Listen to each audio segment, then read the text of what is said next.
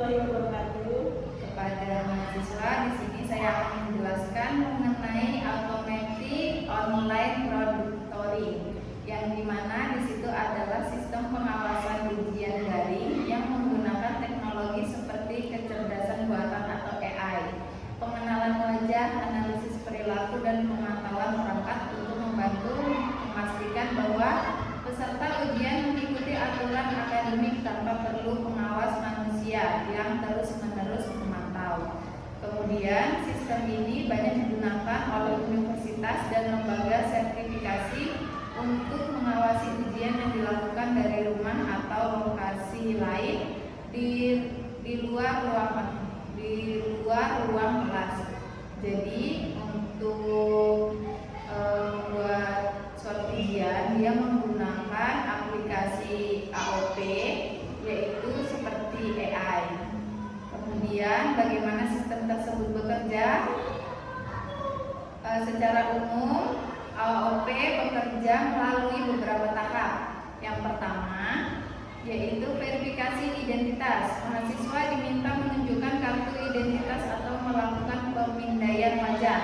Yang kedua, sistem mencocokkan wajah peserta dengan data yang terdaftar. Kemudian yang kedua ada pemeriksaan lingkungan, yaitu kamera digunakan untuk memindai ruangan sebelum ujian dimulai. Kemudian tujuannya memastikan tidak ada catatan perangkat tambahan atau orang lain di sekitar.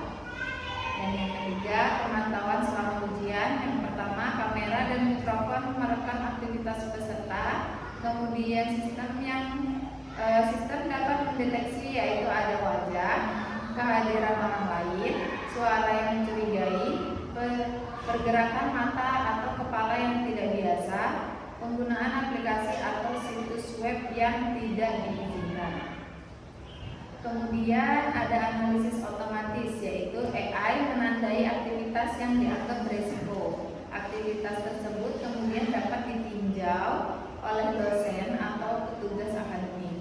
Yang kelima itu pelaporan. Setelah ujian selesai, sistem menghasilkan laporan yang menunjukkan apakah ada indikasi pelanggaran. Kemudian yang keempat, di sini ada manfaat dalam menjaga integritas akademik. Beberapa manfaat utama dari AOP tersebut adalah yang pertama, mencegah kecurangan supaya selama ujian daring tidak ada pencontekan.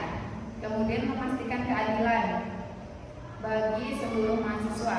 Yang ketiga, memverifikasi identitas peserta, yaitu mengurangi resiko orang lain mengerjakan ujian. Yang keempat, mengurangi kebutuhan pengawasan manual sehingga lebih efisien untuk kelas besar. Kemudian penyediaan bukti dan dokumentasi jika terjadi dugaan pelanggaran akademik, mendukung pelaksanaan ujian jarak jauh tanpa mengurangi standar penilaian. Kemudian yang terakhir ini, bagaimana universitas melindungi privasi mahasiswa. Di sini ada contohnya, yaitu yang pertama ada transparansi, menjelaskan data apa yang dikumpulkan dan bagaimana data tersebut digunakan. Yang kedua ada persetujuan, yaitu konsen. Mahasiswa diberi informasi dan diminta menyetujui penggunaan sistem sebelum ujian. Kemudian yang ketiga ada pembatasan akses data. Hanya petugas yang berwenang yang dapat merekam, yang melihat rekaman atau laporannya. Kemudian yang keempat, enkripsi dan keamanan data. Rekaman video, audio, dan data identitas disimpan menggunakan teknologi keamanan yang memadai.